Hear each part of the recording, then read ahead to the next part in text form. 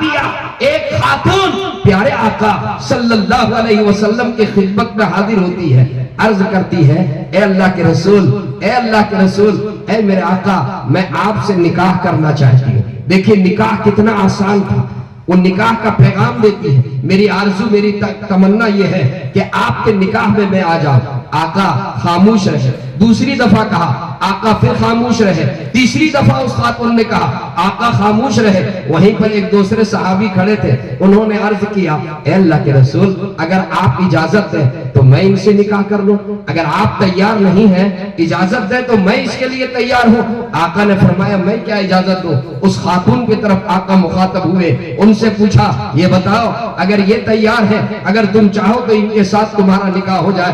خاتون کہنے لگی اے اللہ کے رسول میرے آقا میری آرزو تو یہ تھی، میری تمنا تو یہ تھی، میری خواہش تو یہ تھی کہ آپ کے ساتھ میرا نکاح ہو جائے، آپ کی زوجیت میں میں آ جاؤں، لیکن کوئی بات نہیں ہے اگر آپ اس کے لیے تیار نہیں ہیں، مجھے تو اپنا گھر بسانا ہے، کوئی بات نہیں ہے، میں اس سے بھی نکاح کے لیے میں تیار ہوں۔ چنانچہ پیارے آقا صلی اللہ علیہ وسلم نے ان سے پوچھا یہ بتاؤ تمہارے پاس دینے کے لیے کچھ ہے مہر کے طور پہ؟ کہا میرے پاس کچھ نہیں ہے۔ آقا نے فرمایا ارے کچھ تو بتاؤ، ما عندک شیء، کچھ بھی نہیں تمہارے پاس؟ کہا نہیں اللہ کے رسول میرے پاس کچھ نہیں۔ کہا جاؤ تلاش کرو، ارے ایک انگوٹھی کی لوہے کی انگوٹھی ہی مل جائے۔ کہا اللہ کے رسول وہ بھی میرے پاس نہیں ہے۔ آخر میں کہا اللہ کے رسول میرے پاس ایک تہبند ہے۔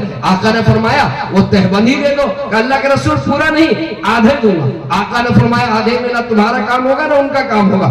اچھا یہ بتاؤ تم قرآن کی سورتیں جانتے ہو؟ تم نے قرآن سیکھا ہے؟ اس نے کہا کہ ہاں چند سورتیں، سورہ حشر، سورہ ملک، سورہ طلاق، سورہ منافقون، تقریباً 10 سورتیں انہوں نے گنوائی۔ یہ 10 سورتیں یاد ہیں۔ پیارے آقا صلی اللہ علیہ وسلم اس عورت کے طرف مخاطب ہوئے، آقا نے فرمایا یہ بتاؤ تمہیں قرآن کی یہ سورتیں یاد ہیں؟ کہا کہ نہیں اللہ کے رسول مجھے کچھ بھی یاد نہیں۔ آقا نے فرمایا کیا تم اس بات کے لیے راضی ہو کہ تمہارے حق میں مہر کے طور پر قرآن کریم کی یہ سورتیں تعلیم دے دے؟ قرآن کریم کی یہ سورتیں بعوض مہر جو ہے ان سورتوں کے تعلیم کے بدلے میں تمہارے ساتھ اس کا نکاح ہو جائے۔